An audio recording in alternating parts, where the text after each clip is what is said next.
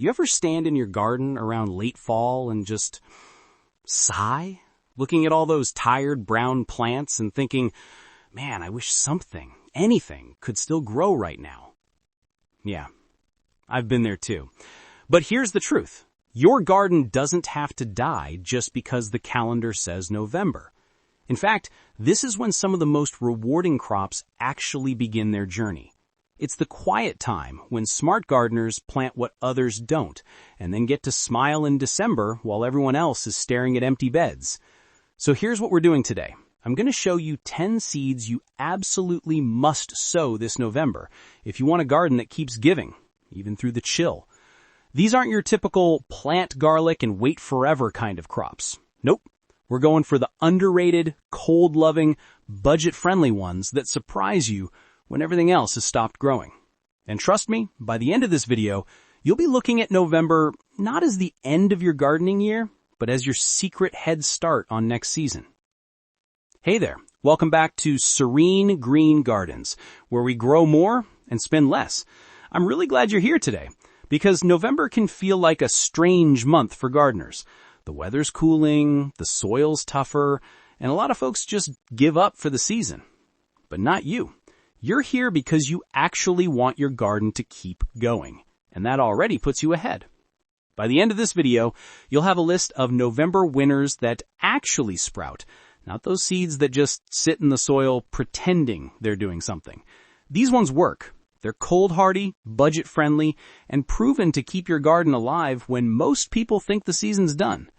And hey, if you love simple, practical gardening that doesn't empty your wallet, go ahead and hit subscribe right now. We post new, easy gardening tips every week, so you can keep growing without the stress or the spend. All right, let's start with one of my absolute favorites, spinach. Now, most people think spinach is a spring crop, right? But honestly, November is when spinach really shows off. It's tough, dependable, and almost seems to enjoy proving people wrong. The colder it gets, the sweeter those leaves become. It's like nature's little reward for patience. When that chill rolls in, spinach doesn't complain. It just gets better. The trick here is to sow it thick. Don't be shy with the seeds. Sprinkle them generously across your soil because not every single one will take. And that's okay. Once they sprout and grow a bit, you can thin them out later. That simply means pulling out some of the smaller plants to give the stronger ones room to breathe. And the best part, those thinned out baby leaves go straight into your salad bowl. Nothing wasted, everything fresh. Spinach also handles frost like a champion. A light freeze might scare you, but not your spinach. It just shrugs it off. So if you want something reliable, tasty, and easy to care for, this is the one to start with. It's low cost, forgiving, and it keeps on giving. Once you grow it in November and taste that sweetness in a cold weather harvest, you'll never skip planting it again. Next up is garlic, the garden investment with guaranteed returns. Here's the thing about garlic. It's one of those crops that makes you feel like a genius for how little work it actually takes. You plant it once, walk away, and months later, you've got plump, fragrant bulbs waiting to be pulled. It's almost unfair how easy it is. November is prime garlic season because the cold helps it develop those beautiful separate cloves inside the bulb. You can't rush garlic. It likes time, it likes patience, and it quietly does its work underground while you go about your winter. When you plant, go deep. A good rule of thumb is about 2 inches below the surface. Then mulch heavy. Really tuck it in for the winter. Use leaves, straw, or whatever you've got handy. That layer of mulch keeps the soil temperature steady, protects it from frost, and saves you from worrying. Once you've done that, you can honestly forget about it till spring. Garlic doesn't need coddling.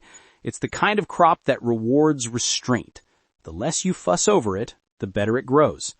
And when spring finally rolls around and you pull up those firm, fragrant bulbs, you'll realize why every seasoned gardener swears by planting garlic in November. It's low effort, high reward, a true long-term win for your garden and your pantry. Now let's talk about carrots, one of those crops that actually loves the cold more than we do. A lot of new gardeners think carrots can't handle chilly soil, but that's exactly when they shine. The cool weather makes them grow slower, sure, but that slower growth is what gives them their sweetness. It's like the cold convinces the carrot to turn its starch into sugar, and that's why winter carrots taste richer and fresher than anything you'll pull in summer. Here's something I've learned the hard way. Carrot seeds can be a little stubborn. They take their time to germinate, especially when it's cold outside. So here's a little pro trick that makes all the difference. Pre-sprout them indoors. Just sprinkle the seeds on a damp paper towel, fold it over, slide it into a plastic bag, and leave it somewhere slightly warm for a few days. Check on them around day 4 or 5. Once you see those tiny white roots peeking out, they're ready. Then, take those pre-sprouted seeds and plant them gently outdoors. You'll notice they take off faster and more evenly, which means no random gaps in your rows later. Carrots don't ask for much. Give them loose, well-drained soil and a little patience, and they'll reward you with sweet, crisp roots that'll make you wonder why you ever thought November was too late to plant anything. And honestly, there's something satisfying about pulling up a bright orange carrot from the cold ground in the middle of winter. It's like finding buried treasure in your own backyard. All right, now let's move on to lettuce, especially the winter hardy varieties, the ones that don't mind a bit of frost. They just curl up, tough it out, and keep growing like nothing happened. You'd be surprised how resilient lettuce really is. Most people think it's too delicate for cold weather, but some types, like winter density, Arctic king, or even certain butterheads, can handle chilly nights without blinking. They might slow down a little, sure, but they don't quit. That's what makes them such a smart November crop. The beauty of lettuce is how forgiving it can be if you give it just a little protection. It's not asking for much. Just a small cold frame or even a simple clear plastic tote lid placed over your planting area can make a world of difference. It traps a bit of warmth during the day and shields the leaves from frost at night. Think of it as giving your lettuce a cozy blanket to sleep under. And if you're tight on space, lettuce doesn't mind growing in containers or window boxes either. Scatter a few seeds, keep the soil slightly moist, and within weeks you'll have tender leaves that taste better than anything you'll find in a grocery store. Here's the fun part. When that first frost hits, the flavor actually improves. The cold brings out a natural sweetness in the leaves, making them crisp and mild instead of bitter. It's almost like the plant adapts to please you. So if you've ever wanted fresh salad grains in the middle of winter, lettuce is your go-to. Plant it now, give it a little shelter, and you'll be snipping fresh leaves long after everyone else's garden has packed up for the year.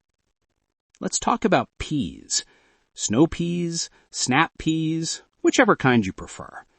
These little climbers are some of the most stubborn plants you'll ever meet, in the best way possible. They'll sprout right through the chill if you just give them a fair shot. Peas don't care that the air is crisp or that mornings are frosty. In fact, they love it that way. Cold weather keeps them strong and disease-free. When you plant them in November, you're basically setting them up to take root quietly through the winter, so when spring comes, they explode with growth before anything else has even woken up. Now, there's a tiny trick to help them along, and I promise it's worth it. Soak your pea seeds overnight before planting. Just toss them into a bowl of lukewarm water for about 8 to 12 hours. That little soak softens the seed coat and wakes up the embryo inside, telling it, hey, it's go time. When you plant soaked seeds, they germinate faster and more evenly, which means less waiting and fewer gaps in your rows. If you're planting directly in the ground, make sure the soil isn't waterlogged. Peas don't like to sit in puddles. Damp is good, soggy is bad. And here's what I love most about growing peas in the cold. They stay crisp, sweet, and full of life even when everything else in the garden looks dull. You'll be out there in late winter or early spring picking these bright green pods while everyone else is still flipping through seed catalogs. Peas are proof that sometimes persistence pays off in gardening and in life. So if you're looking for a plant that gives you an early head start, Peas are your reliable little overachievers. Plant them once this November, and they'll keep rewarding you long after the frost has passed. All right, now let's talk about one of the most underrated November superstars, radishes. I like to call them fast food from your soil because, honestly, nothing grows quicker. You plant them, blink twice, and they're ready. Sometimes in as little as 3 weeks. That's not an exaggeration.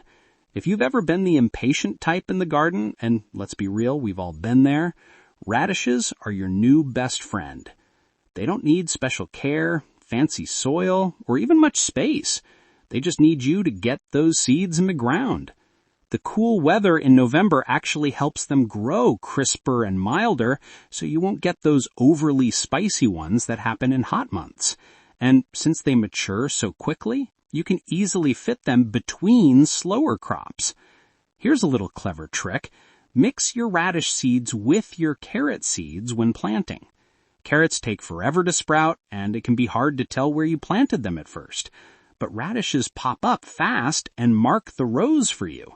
Then, by the time you're ready to harvest those radishes, your carrot seedlings will be coming up right behind them.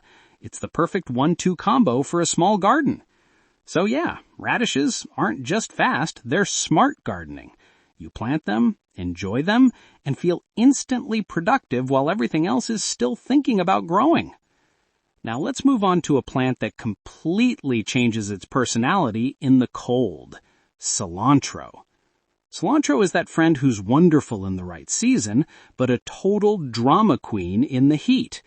In summer, it bolts the second you turn your back, shoots up flowers, goes bitter, and basically says, "I'm done." But in winter? Oh, it behaves. It grows steady, lush, and full of that bright, citrusy flavor we love for soups, tacos, and everything in between. Here's the trick.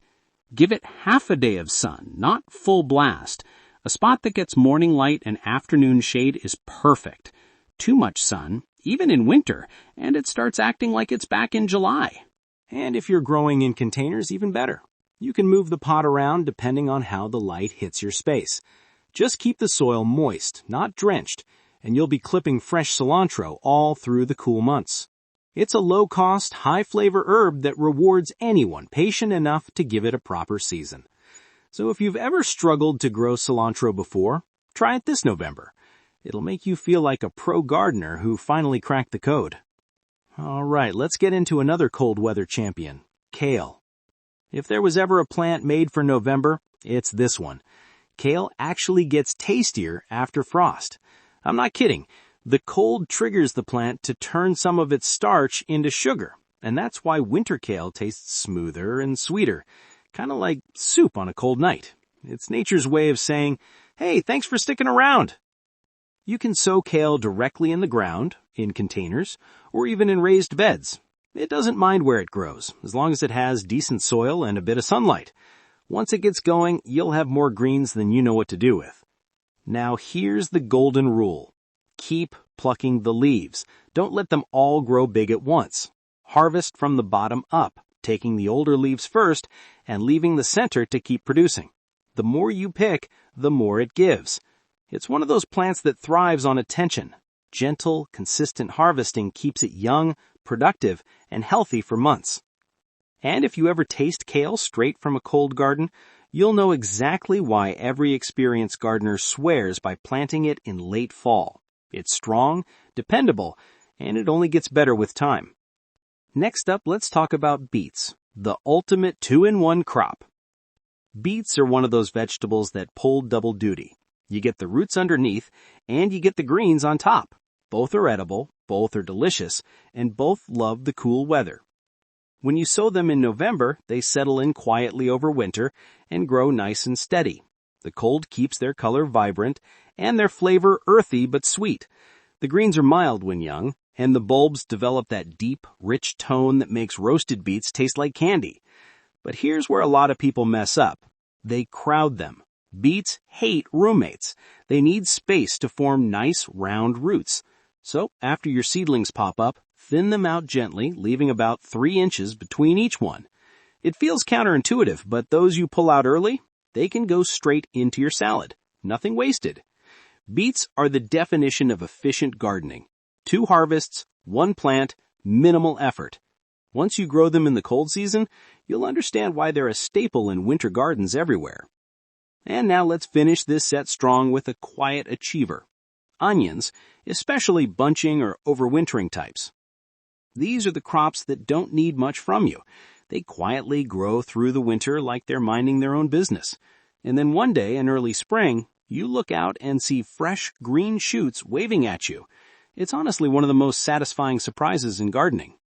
The trick is simple. Mulch deep. Cover them well with straw, leaves, or whatever organic matter you have around. That blanket of mulch keeps the soil temperature steady and protects the bulbs from harsh frost. Then, and this is my favorite part, ignore them till April. Seriously, they don't need babying. You can almost forget they're there, and they'll reward you by being one of the first crops ready when spring hits. Onions are that quiet, reliable friend in your garden. Low maintenance, hard-working, and always there when you need them. Plant them in November, let them rest, and by next season, you'll be glad you did.